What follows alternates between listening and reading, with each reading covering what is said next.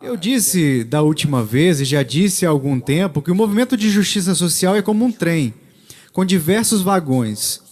E, sabe, o vagão principal é o vagão da identidade racial, ou do marxismo racial. Mas atrás desse vagão estão vários outros vagões. Há diversas outras questões que estão linkadas à teoria crítica, ao marxismo cultural. Não apenas a raça, mas, por exemplo, as questões de identidade sexual. Portanto, LGBTQAI2+. A propósito, eu não disse isso para ser engraçado. É exatamente onde isso chegou. Agora chegou até LGBTQAI2+. Na verdade, na nova lei do Canadá, e eu vou falar sobre isso no serviço da manhã, na nova lei do Canadá, C4, que se você não estiver familiarizado com a nova legislação do Canadá, Bill C4, que se tornou lei no Canadá, a lei contra a terapia de conversão, eles usam LGBTQ2. E esse 2 é importante porque está linkado à teoria crítica e à teoria crítica da raça. Porque o 2 é um significado de dois espíritos, que é o modo indígena, nativo americano, nativo canadense, qualquer que seja o índio, de falar sobre esse tipo de identidade. Se refere a dois espíritos. Então, em seu aceno interseccional para a teoria racial crítica, eles colocaram LGBTQ2 no projeto de lei lá no Canadá. Porque há uma ligação inexorável entre a teoria crítica da raça e a teoria queer e o marxismo da identidade sexual. E está realmente se tornando cada vez mais prevalente hoje em dia e cada vez mais prevalente em nossas escolas. Então, quando falamos sobre a próxima geração e sobre preparar a próxima geração, ouvimos muito nas escolas e nas reuniões do conselho escolar sobre a teoria crítica da raça e a teoria crítica, e isso é ótimo. Mas o que é realmente mais significativo, eu diria, é o marxismo da identidade sexual por intermédio do movimento LGBTQAI2+.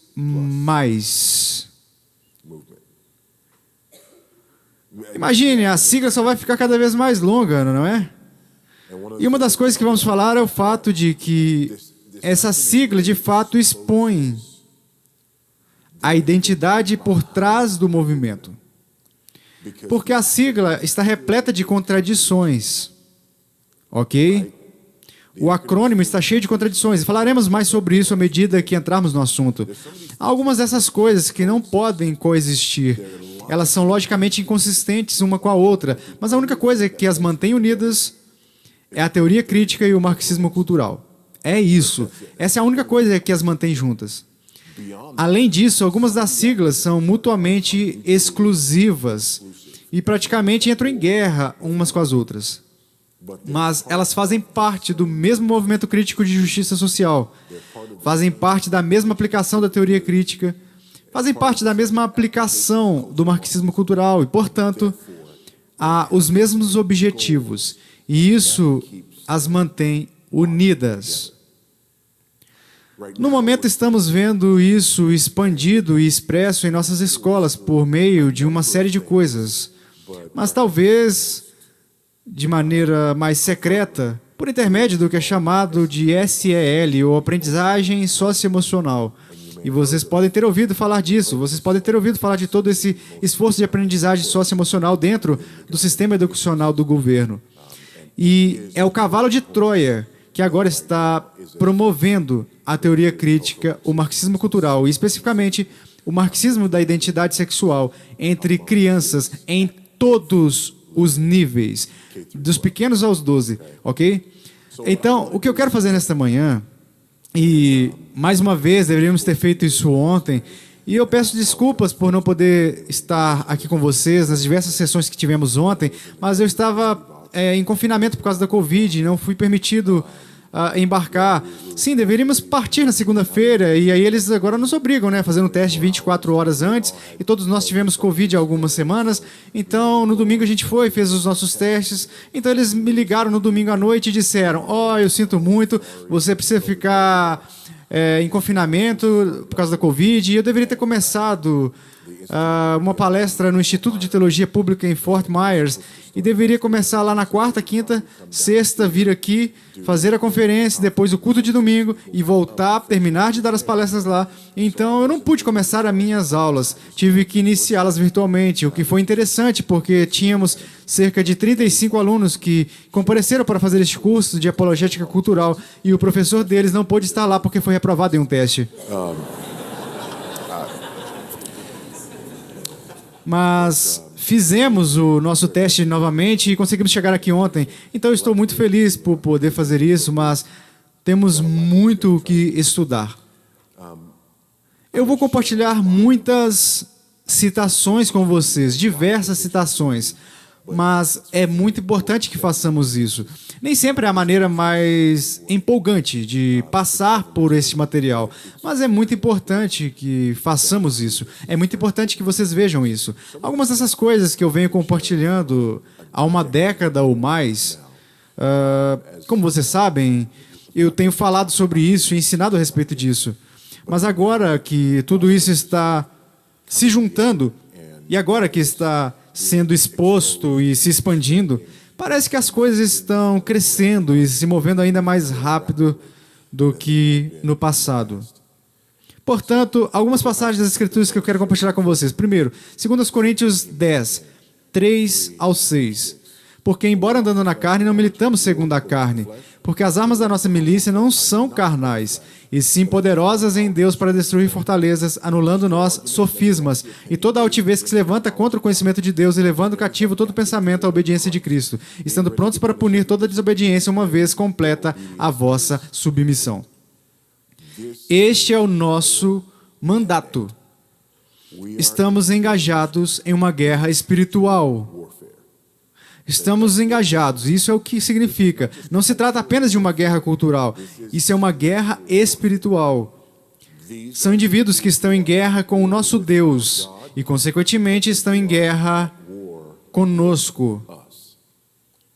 E nesta área específica, eles estão em guerra com a palavra de Deus. Romanos capítulo 1, versículos 26 a 27. Por causa disso, os entregou Deus a paixões infames, porque até as mulheres mudaram o modo natural de suas relações íntimas por outro contrário à natureza. Semelhantemente, os homens também, deixando o contato natural da mulher, se inflamaram mutuamente em sua sensualidade, cometendo torpeza, homens com homens, e recebendo em si mesmos a merecida punição do seu erro. Uma última passagem da Escritura que é muito importante quando falamos sobre isso. Ai dos que ao mal chamam bem e ao bem mal, que fazem da escuridade luz, e da luz a escuridade. Põe o amargo por doce e o doce por amargo. Isso é o que nós estamos vendo hoje em dia. Estamos vendo aqueles que chamam o bem de mal e os que chamam o mal de bem, que trocam a luz pelas trevas e o amargo pelo doce, mas até vão além disso, pois estão em guerra com aqueles que chamam as trevas de trevas e a luz de luz, ok? Eles acham isso extremamente problemático e tentam envergonhar e silenciar aqueles que dizem o que Deus diz sobre o pecado. Então, a parte dessa mudança de luz para as trevas e trevas para a luz é uma mudança de definições. Ouça isso de Mark Stein, e eu creio que é comovente. Antigamente havia sodomia e ato. No final do século XIX, a palavra homossexualidade foi cunhada, uma condição. Uma geração atrás, o termo aceito tornou-se gay, uma identidade. Cada formulação aumenta as apostas. Pode se opor e até mesmo criminalizar um ato.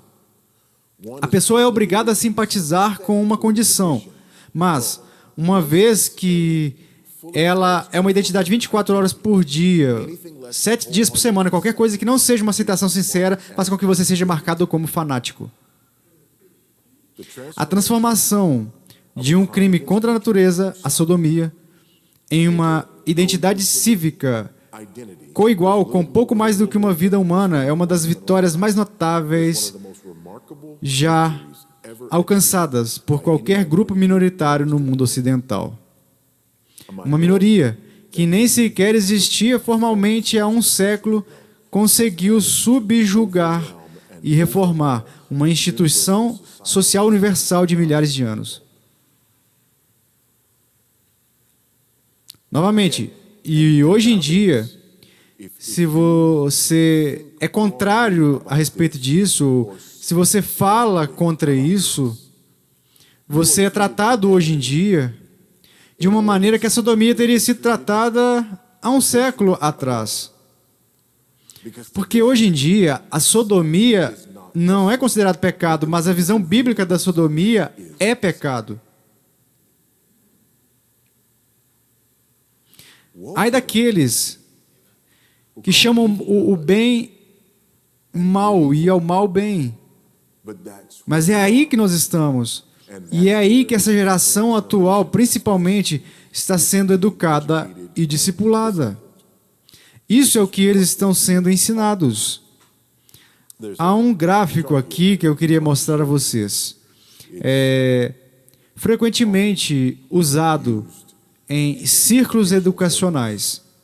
E a ideia aqui, vocês podem ver o privilégio no centro. A ideia é que quanto mais perto você se move do centro, mais privilegiado você é. Agora você tem que entender essa conexão entre teoria crítica e pós-modernismo.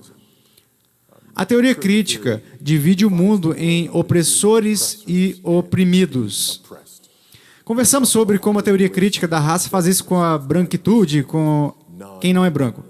E nessa ideia pós-moderna de que tudo é uma construção, certo? E que até a linguagem é usada dentro do contexto da dinâmica de poder para criar essas construções que são todas sobre poder. Antonio Gramsci, o marxista italiano, nos dá essa ideia de hegemonia cultural e como aqueles que estão no poder, os opressores, na verdade, usam essa hegemonia cultural, essa ideologia, para impor a sua opressão. E para Gramsci, ele viu a lei e, sabe, a educação e a família, a religião e a política. De fato, são as principais formas pelas quais essas coisas aconteceram. Mas neste gráfico, se você der uma olhada, veja, por exemplo, em termos de gênero, e em direção ao centro, privilegiados, homens cisgêneros. Então, fora disso, menos poderoso, menos privilegiado, estão as mulheres cisgêneras. Então, fora disso, as pessoas não binárias. Quando se trata de sexualidade, que é diferente do seu gênero, de acordo com essas pessoas, os heterossexuais estão no centro. E fora disso, lésbica, gay, queer, pan, bi, assexual estão fora disso. Então você vê a cor da pele, você vê a cidadania. É interessante, sabe? Dentro disso, os privilegiados são cidadãos. E depois há os residentes permanentes, ok? Então há status precário, então não há nenhum status. O que é interessante é que eles vão para quem não tem status, eles não vão para estrangeiros ilegais.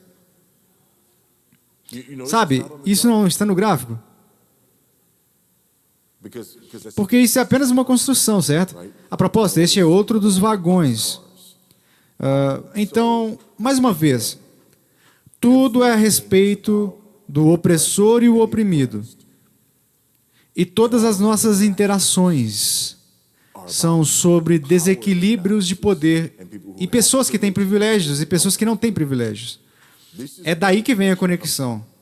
E você se lembra quando eu disse que toda a ideia da teoria crítica, teoria racial crítica, sabe, a identidade sexual, o marxismo, que estão todos conectados em sua raiz. Até todo o LGBTQAI+, para mais o que for, né? Essas coisas são contradições dentro da sigla, mas estão todas conectadas por essa ideia de privilégio e poder. A teoria crítica, teoria racial crítica, marxismo cultural, é aqui que estão todos conectados. E em sua raiz, eles estão sendo ensinados aos nossos filhos. Isso é de dois autores chamados Kirk e Madison. Vou falar mais sobre eles, mas Kirk e Madison argumentam que sugerir publicamente que a homossexualidade pode ser escolhida é um grande problema, porque abre o que eles chamam de lata de vermes, conhecida como escolha moral e pecado, e dá à intransigência religiosa um bastão para nos bater. Portanto, isso não pode ser uma escolha. A homossexualidade não pode ser uma escolha, o que veremos ser incrivelmente irônico. Ouça o que eles afirmam em seu livro After the Ball. Os heterossexuais devem ser ensinados que é tão natural para algumas pessoas serem homossexuais quanto para outras serem heterossexuais. Maldade e sedução não tem nada a ver com isso. E desde então, nenhuma escolha está envolvida. A homossexualidade não pode ser mais censurável do que a heterossexualidade, se não houver escolha, certo? Se eu nasci assim, então como isso pode ser censurável? Na verdade, é uma simples questão de chances, 1 em 10, sobre quem se torna gay, quem se torna hétero. Cada heterossexual deve ser levado a perceber que ele pode facilmente ter nascido homossexual. Agora que o número 1 em 10, os autores, neste livro, que foi publicado em 1989, reconheceram o fato de terem inventado o número.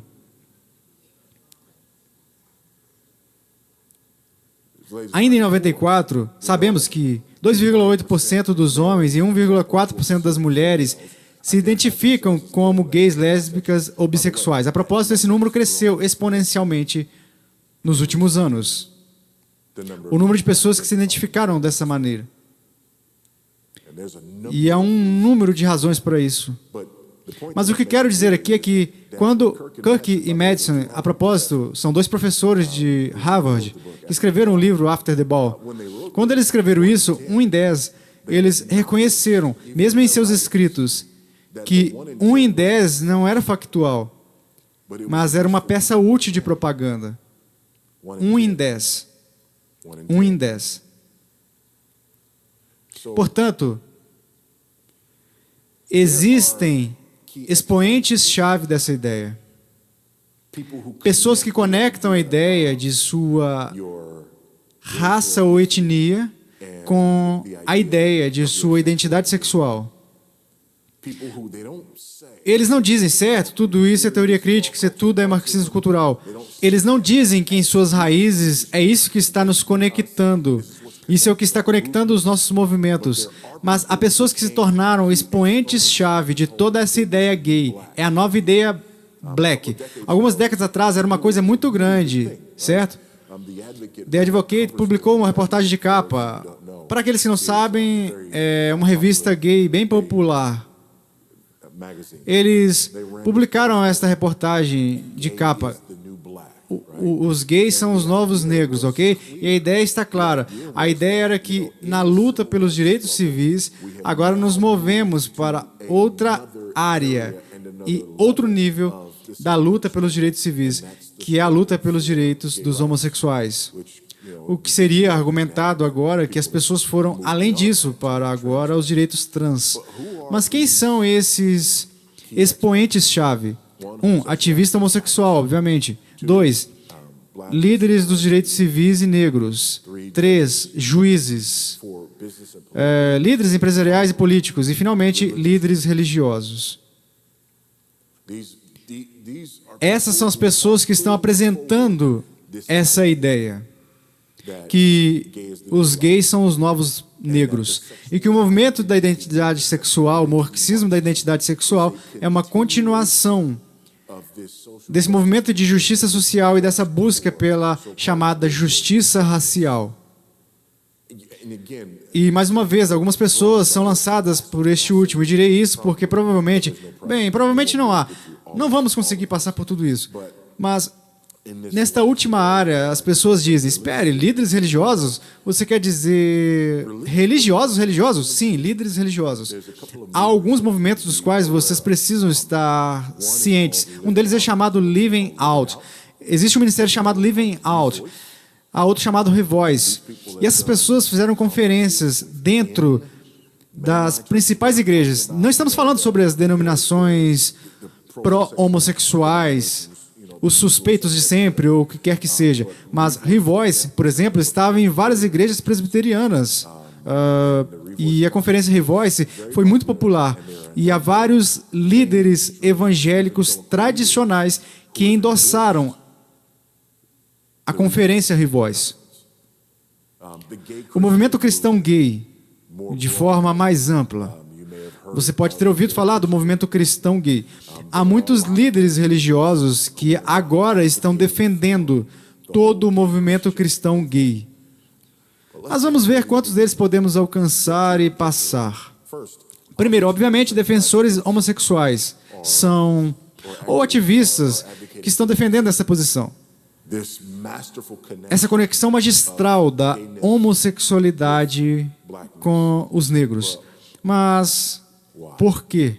Agora, este livro, After the Ball, Como a América Supera o Seu Medo e o Ódio dos Gays na década de 90, novamente, Marshall Kirk e Hunter Madsen, professores de Harvard, um em psicologia e o outro em marketing, eles publicaram este livro em 1989. Eu sempre ressalto que este livro foi publicado em 89 porque quando você o lê e quando lê dele, parece algo que foi escrito bem mais recente para explicar o que aconteceu. Não algo que foi escrito em 89 como um manual estratégico para o que deveria acontecer.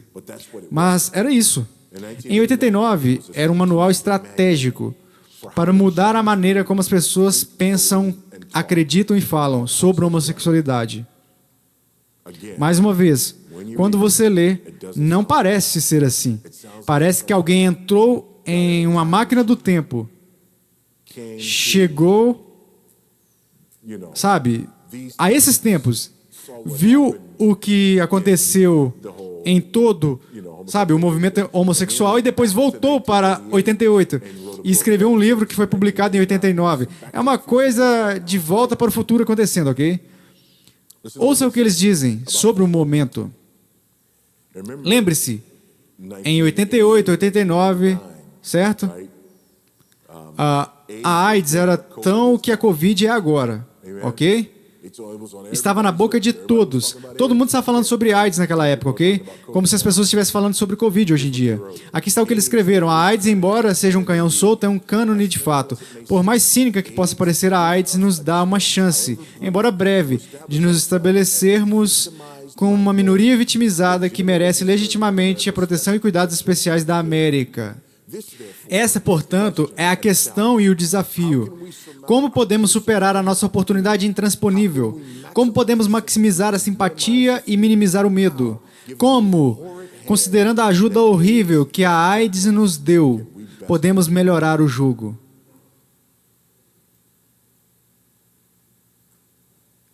Era sobre isso que eles estavam escrevendo em 89.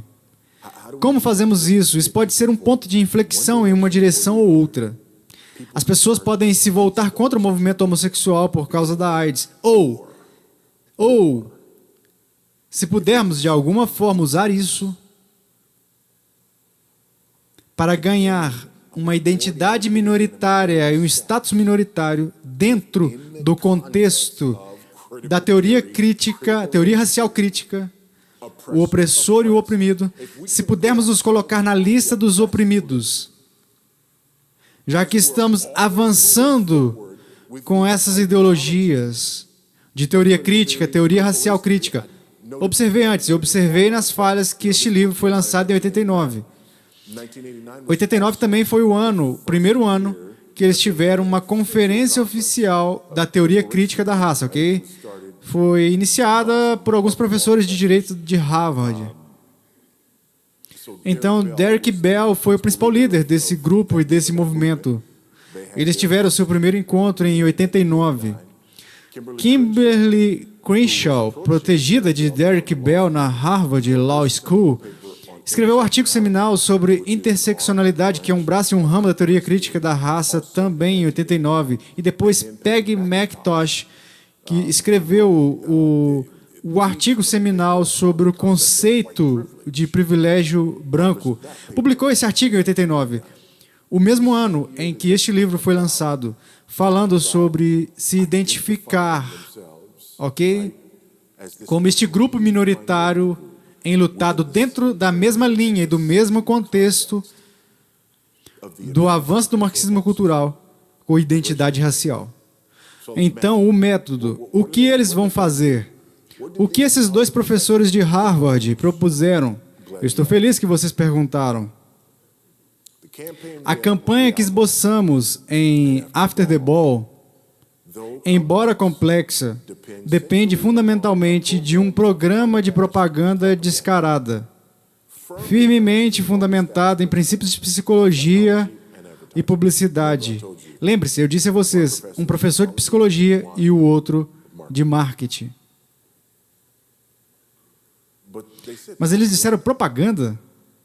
Certamente, eles estão apenas usando isso vagamente, certo? Não, eles realmente definem propaganda no livro. Dizem que se baseia na manipulação emocional. Usa mentiras e é subjetivo e unilateral. Apenas no caso de você estar se perguntando o que eles queriam dizer quando disseram que era propaganda, bem, depende da manipulação emocional. Usa-se mentiras. E é subjetivo e unilateral. Essa foi a jogada. Essa foi a estratégia. Contar o lado deles da história e enquadrar o lado deles da história de uma forma que eles conseguissem o que buscavam. 3 coisas que eles usaram: de sensibilização, bloqueio e conversão. Eles também reconheceram o fato de que essas são as 3 etapas da lavagem cerebral.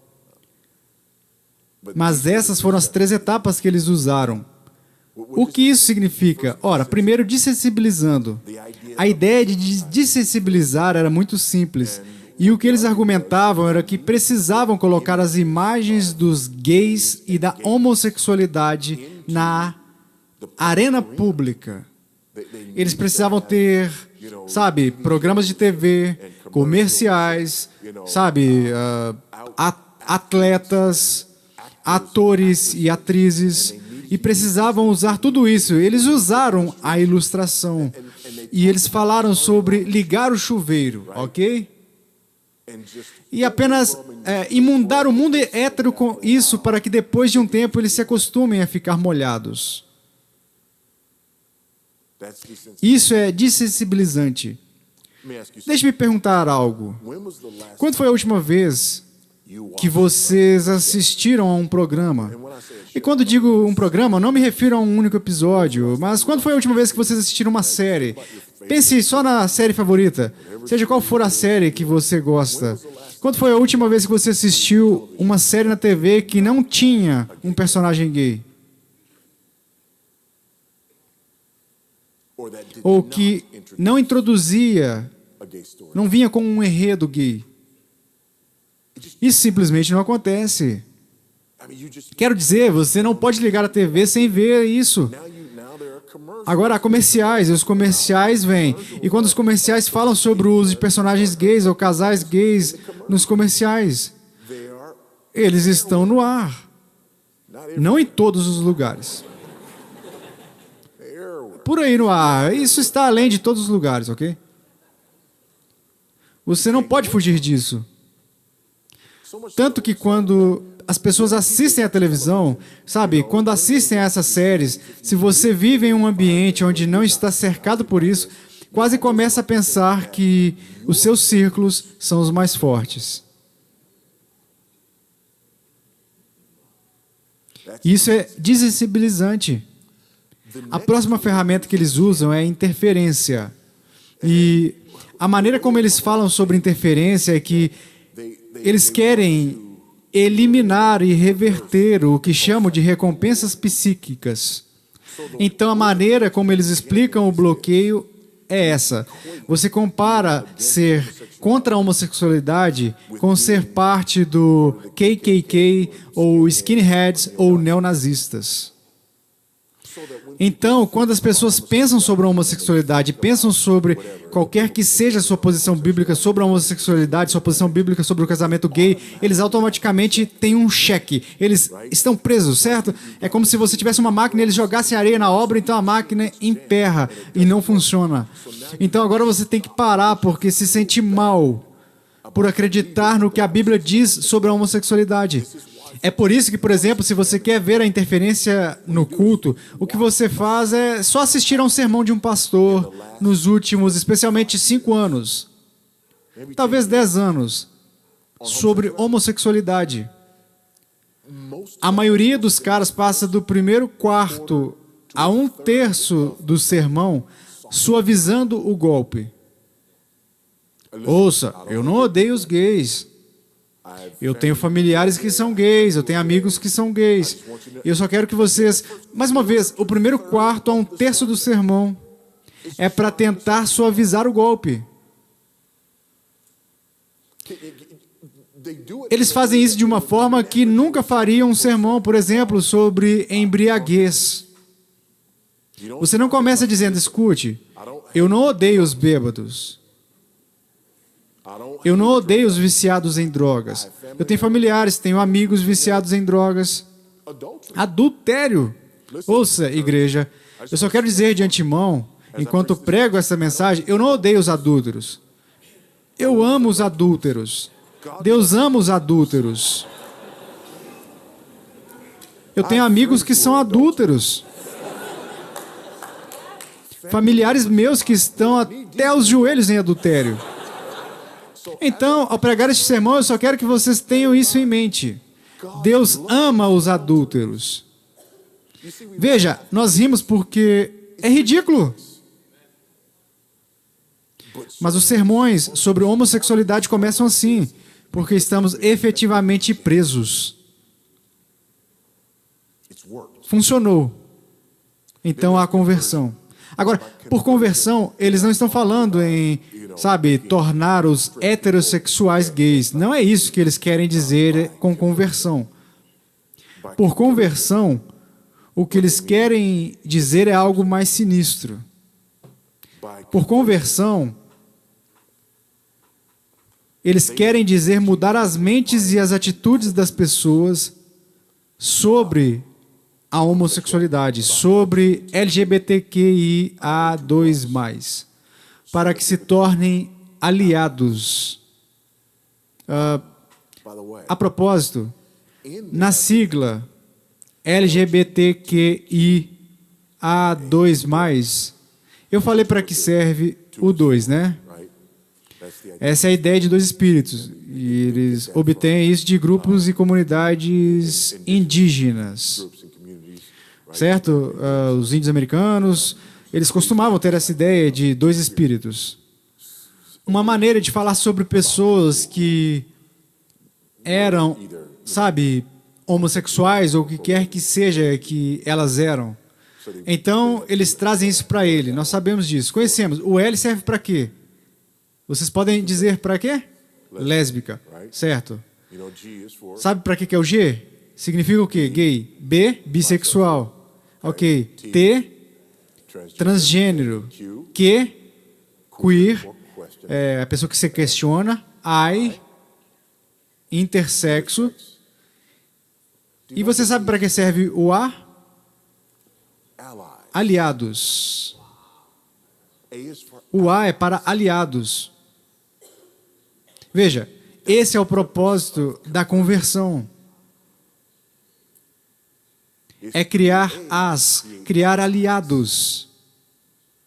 Por isso, até na sigla, eles têm aliados. Agora, eu falei sobre isso ser contraditório. A razão pela qual é contraditório é porque este ponto é feito de maneira brilhante no livro The Madness of Crowds, escrito por um autor homossexual, a propósito. Mas ele aponta o fato de que, por décadas, os L's e os G's vêm argumentando que é um problema de hardware, ok? Temos tentado fazer estudos para provar que está nos genes, está no cérebro, está nos feromonas, certo? Nenhum dos estudos provou isso. Mas por anos, por décadas, o movimento lésbico e o movimento gay estava argumentando: nós nascemos assim, é biológico. Agora o movimento trans aparece e diz: o hardware não significa nada, é uma questão de software. Então você tem lésbicas e gays. Nós nascemos assim, é o nosso hardware. Os transgêneros dizem: você é mal se deixar o hardware ditar a realidade. Sou quem sou apesar do meu hardware.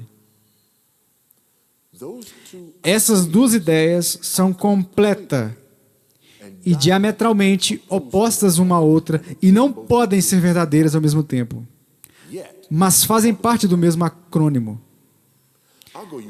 Eu vou melhorar. O que é para queer? Agora, a teoria queer é todo um ramo da teoria crítica. E a teoria queer, ao contrário do que muitas pessoas pensam, não é sobre, sabe, muitas pessoas usam a palavra queer e o que querem dizer é gay, ok? A pessoa é queer. Não. Não. A teoria queer é sobre sexualidade não normativa. É uma identidade sem essência. É algo que não é normativo.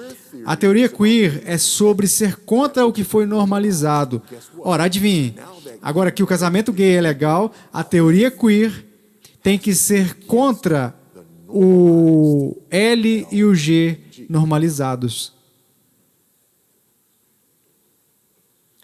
E agora que o T está sendo normalizado, a teoria queer tem que ser contra isso também. Mas todos eles ainda ocupam a mesma sigla. Por quê? Porque eles estão enraizados e fundamentados na teoria crítica. Eles estão enraizados e fundamentados no marxismo cultural. Eles estão enraizados e fundamentados no marxismo de identidade. E esperam que você não preste atenção ao fato de que essas coisas são contraditórias, porque o problema é o poder e o privilégio. Isso é o que é mal, poder e privilégio. E todas as pessoas podem estar no mesmo acrônimo, porque comparado ao heterossexual cisgênero, a propósito, cisgênero não significa nada. As pessoas me perguntam isso o tempo todo. O que é cis? É uma palavra inventada.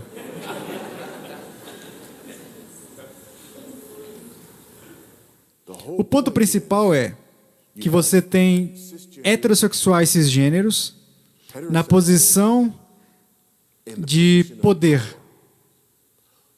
Tudo isso é socialmente construído. Ok? É isso que o pós-modernismo está argumentando. É tudo construído socialmente. Nada disso existe como realidade objetiva. É apenas socialmente construído para manter as pessoas no poder. Então, todas essas coisas podem se contradizer ideologicamente. Mas quando você as coloca no espectro do opressor oprimido, todas elas ocupam a categoria oprimida.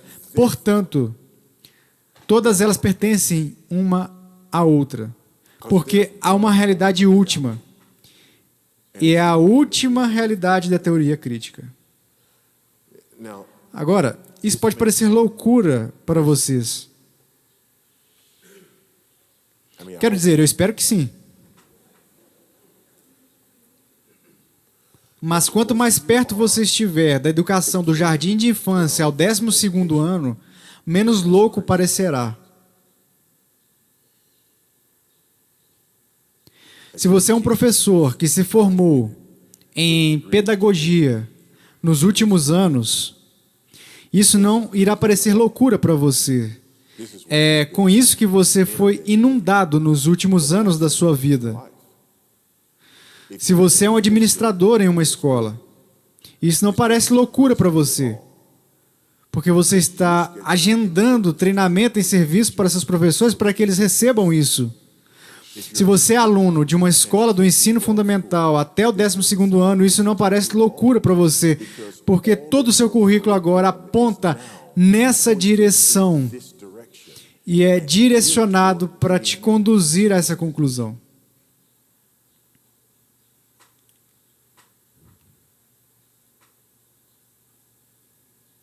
Ai daqueles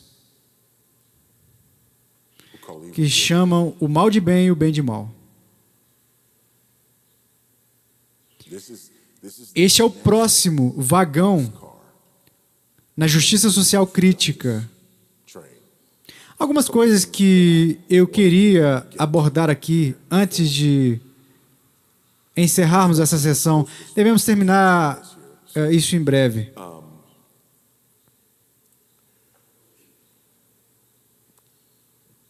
Primeiro, antes de encerrar, a pedofilia é o próximo. Ok? A pedofilia é o que vem a seguir. A pedofilia foi renomeada em um novo esforço para ser incluída na comunidade LGBTQ. Eles têm a sua própria bandeira. Eles se renomearam como MAPS. Pessoas atraídas por menores, certo? Não pedófilos. Pessoas atraídas por menores. Eles estão fazendo os mesmos argumentos que o movimento cristão gay está utilizando. Portanto, o movimento cristão gay está fazendo esse argumento. Não é errado ter orientação homossexual e sentir atração por pessoas do mesmo sexo. Só é errado quando você age sobre isso. Esse é o argumento do movimento cristão gay. E esse também é o argumento dos pedófilos. Sentir atração por menores não é um problema, desde que você não esteja abusando de menores, ok? É exatamente o mesmo argumento que grupos como Living Out e Revoice estão usando sobre a homossexualidade. Há um tweet aqui sobre um professor universitário que escreveu um livro normalizando essa ideia de pessoas atraídas por menores. Ok? Ok. Rapidamente, por uma questão de tempo. Quero olhar para este próximo grupo, porque é onde a conexão fica mais clara. Porque você pode pensar, e eu pensei uma vez que o que estava acontecendo era Kirk e Madison e pessoas como eles estavam cooptando o movimento dos direitos civis, certo? Que eles estão entrando na onda. Eles olham para o movimento dos direitos civis e disseram: uau, veja como isso tem sido bem sucedido. Se pudéssemos participar um pouquinho disso, surfar nessa onda, mas não foi assim que aconteceu. Julia Bond era o chefe da NAACP. Os afro-americanos foram os únicos americanos que foram escravizados por 2 séculos, mas estávamos longe de ser os únicos americanos sofrendo discriminação naquela época. E agora, a disposição sexual é paralela à raça. Em outras palavras, gay é o novo preto. Coretta Scott King. Proibir o casamento entre pessoas do mesmo sexo é uma forma de agressão gay, porque gay é o novo negro. Michael Steele, ex-presidente do Comitê Nacional Republicano. Oh, não. Acho que nunca realmente aceitei essa visão de que você pode ligar ou desligar algo como a água, ou como a torneira de água. Acho que há muita coisa que entra na composição de um indivíduo que você simplesmente não pode simplesmente dizer: amanhã de manhã eu vou parar de ser gay. É como dizer: amanhã de manhã eu vou parar de ser negro. Porque o gay é o novo preto. Mas mesmo no movimento dos direitos civis, e ouça isso de Bayard Rustin. E você pode não saber esse nome, mas vou te explicar quem era esse indivíduo depois dessa citação. Hoje, os negros não são mais o papel decisivo ou barômetro da mudança social. os negros estão em todos os segmentos da sociedade. A propósito, isso foi nos anos 60 e 70. Ele está dizendo isso. Os negros estão em todos os segmentos da sociedade e há leis que ajudam a protegê-los da discriminação racial. Os novos negros são gays. É nesse sentido que os gays são o novo barômetro para a mudança social. A questão da mudança social deve ser enquadrada com o grupo mais vulnerável em mente: os gays. Agora, quem é Rustin? Rustin era homossexual, ele era um marxista cultural. Ele foi preso em 56 por sodomia pública. Ele era um membro do Partido Comunista dos Estados Unidos. Ele era um membro do Partido Socialista Americano. Ele foi para a Índia na década de 40 para estudar as táticas não violentas de Gandhi e depois voltou para os Estados Unidos e foi o mentor de Martin Luther King Jr. para as táticas não violentas do movimento pelos direitos civis. Ele também foi um dos escritores fantasmas de King. E Rustin falou na marcha sobre Washington. Ele também não era o único no movimento. King estava bem ciente da homossexualidade de Rustin e James Baldwin. James Baldwin, o poeta negro. Ele sabia que a tendência deles era misturar justiça social negra com justiça social gay. King concordou com outro conselheiro próximo e ghostwriter, Stanley Levison. Levison era um cara branco, que a questão racial deveria ser prioridade. A homossexualidade não deveria ser confundida durante o ponto culminante da década de 60. King e Levison concordaram que Rustin e Baldwin eram mais qualificados para liderar o movimento homossexual após o clímax do movimento pelos direitos civis na década de 60.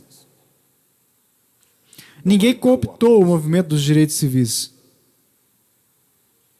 Isso foi vinculado muito antes de Kirk e Madison escreverem After the Book. E era bem conhecido na época. Ora, eu odeio fazer isso, mas temos que parar. Mas antes de pararmos, deixe-me dizer isso. Esse não foi o único movimento pelos direitos civis que uniu essas duas coisas. Nos anos 90, quando Nelson Mandela foi libertado da prisão e se tornou presidente da África do Sul, vários dos seus conselheiros deixaram a África do Sul e foram educados no Ocidente. Eles eram uma espécie de exilados durante o período do Apartheid. E esses indivíduos tiveram grande influência sobre Mandela e o restante dos líderes desse movimento. De modo que, debaixo do governo Mandela, a África do Sul se tornou a quinta nação do mundo e a primeira, e até agora, a única nação da África a legalizar o casamento entre pessoas do mesmo sexo. Porque, sob Mandela, eles também vincularam os direitos civis dos negros e os direitos civis dos homossexuais. Então, mais uma vez, isso não é uma coisa nova em nenhum trecho da imaginação. Ok? Eu sei que foi muito. É apenas uma fração do que deveríamos lidar neste fim de semana. Então, creio que vou ter que escrever outro livro.